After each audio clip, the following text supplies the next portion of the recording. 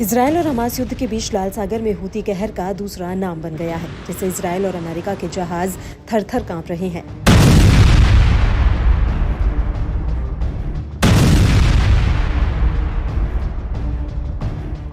लाल सागर में हूती ने अभी तक 70 से ज्यादा हमले किए हैं और इन हमलों में उसने 60 से ज्यादा जहाजों को निशाना बनाया।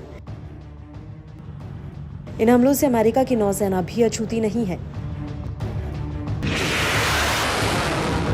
यहाँ तक कि अमेरिकी ड्रोन MQ-9 रीपर को भी हूती ने आसमान में परिंदे की तरह गिरा दिया है।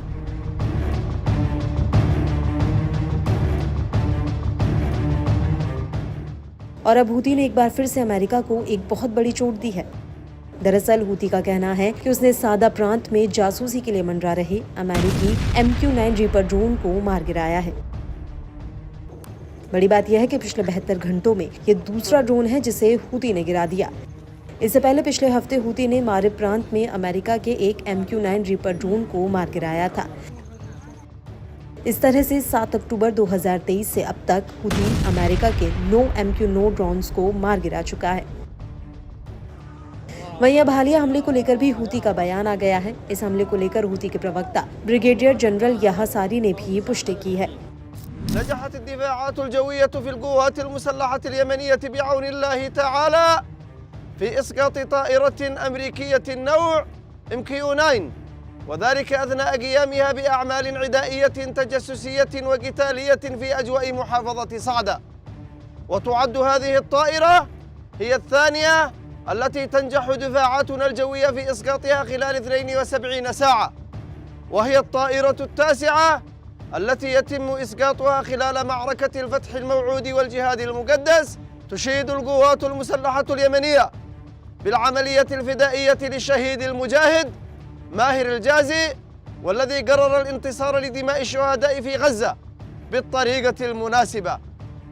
إن القوات المسلحة اليمنية تدعو كافة أبناء الأمة العربية والإسلامية إلى تأدية واجباتهم الدينية والأخلاقية والإنسانية تجاه الشعب الفلسطيني الذي يتعرض منذ ما يقارب العام للإبادة الجماعية بدعم أمريكي وبريطاني.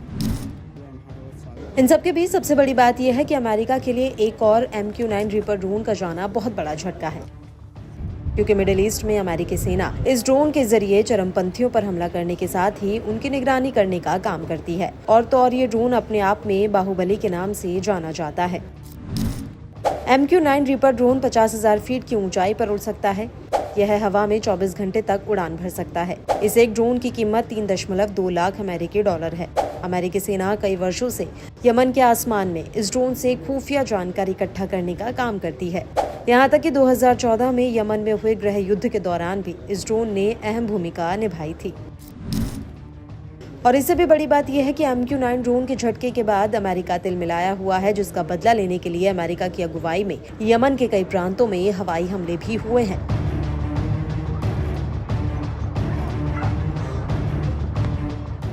हालांकि अमेरिकी सेना ने इस पर खुलकर कुछ नहीं बोला, लेकिन यमन के अल मसीराह न्यूज चैनल ने जरूर कहा है कि यमन की राजधानी सना के पास दक्षिण में IBB के पास कई हवाई हमले हुए हैं। मीडिया रिपोर्ट्स के मुताबिक इन हमलों में हूती के कई ड्रोन और सपोर्ट व्हीकल तबाह हो चुके हैं और इन हमलों से पहले हूती ने लाल सागर में अमेरिका को जोर का झटका दिया था। अल्लाहु अकबर, अल-मौत अमेरिका, अल-मौत इस्राइल, हूती ने 2 ऑयल टैंकरों को निशाना बनाया था, जिन पर सऊदी का अमजाद और पनामा का झंडा लगा था।